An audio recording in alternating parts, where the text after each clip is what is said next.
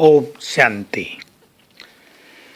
बाबा ने आकर हम सभी को माया पर विजय प्राप्त कराई है।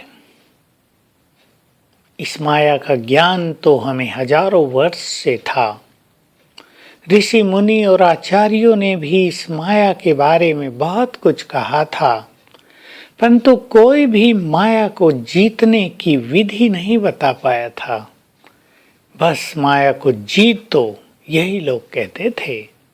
पर बाबा ने आकर हमारी सोई हुई स्मृतियों को जगा दिया है, याद दिलाया तुम परम पवित्र आत्मा हो, याद दिलाया तुम देव कुल की महान आत्मा हो, याद दिलाया तुम कल्प कल्प के विजयी रतन हो।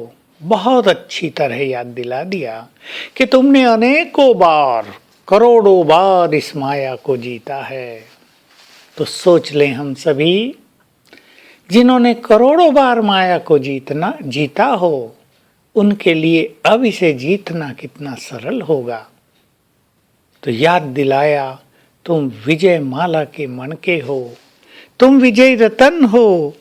तुम तो ऐसे मणके हो जिन्हें स्मरण करके भक्त भी समस्याओं से मुक्त हो जाते हैं।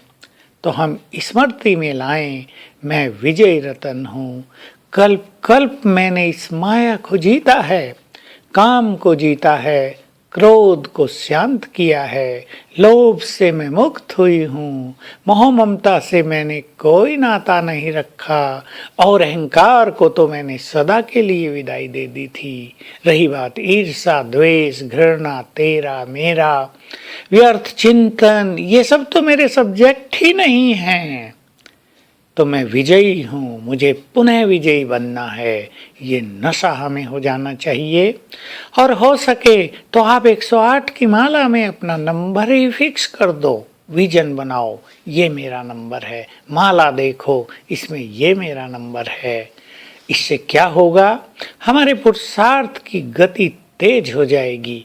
मुझे ये नंबर प्राप्त करना ही है, ये लगन सभी विघ्नों को नष्ट कर देगी और हम अपनी मंजिल की ओर तीव्रता से चल पड़ेंगे। जितना जितना हमें विजय का नशा होता जाएगा, विजय रतन होने की खुमारी चढ़ती जाएगी, उतना उतना हमारे अंदर की सोई हुई शक्तियां जागृत होंगी और वो हमें माया को जीत पहनाने में बहुत बड़ी भूमिका निभाएंगी। तो माया को जीतने के लिए जहाँ श्रेष्ठ ज्ञान की आवश्यकता है, जहाँ योग बल की आवश्यकता है, वहीं तीसरी चीज स्मृति स्वरूप होने की भी आवश्यकता है। वास्तव में हमारी स्मृति स्वरूप स्थिति बहुत श्रेष्ठ स्थिति है। जब हमें स्मृति आ जाती है अपने भिन्न भिन्न स्वरूपों की, तो आज याद करेंगे बाबा ने मुझे तिलक दिया है विजयी होने का, विजयी भव। सीन सामने लाएंगे, बाप दादा सामने खड़े हैं, अपना वरदानी हाथ मेरे सिर पर रख दिया है, मस्तक पर तिलक लगाया और कहा बच्चे विजयी भव। ये पुराने संस्कार तुम्हारे नहीं हैं, तुम्हारे तो असली संस्कार देव संस्कार हैं। विजयी भव, स्वीकार कर लें, बाबा ने हमें माया पर विजय पाने का वरदान दे दिया है।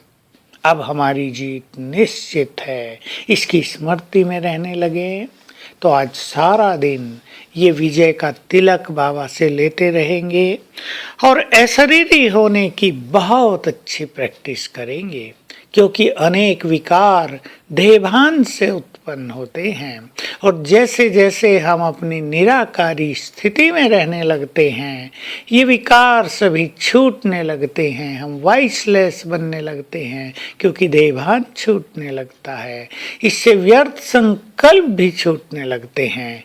तो आज विजयी रतन होने के साथ साथ हम निराकारी स्थिति का भी अभ्यास करेंगे। मैं आत्मा बिल्कुल देह से न्यारी निराकार हूँ। संकल्प करेंगे मेरा देह लोप हो गया, देह के तत्व प्रकृति के तत्वों में विलीन हो गए और बच गई मैं निराकार आत्मा। बस अपने स्वरूप पर बुद्धि को स्थिर कर देंगे तो सभी संकल्प इस स्वरूप में समा जाएंगे और हमारी स्थिति संपूर्ण रूप से निसंकल्प हो जाएगी। तो आइए आज से हम विजयी रतन बन जाएं। Thank you.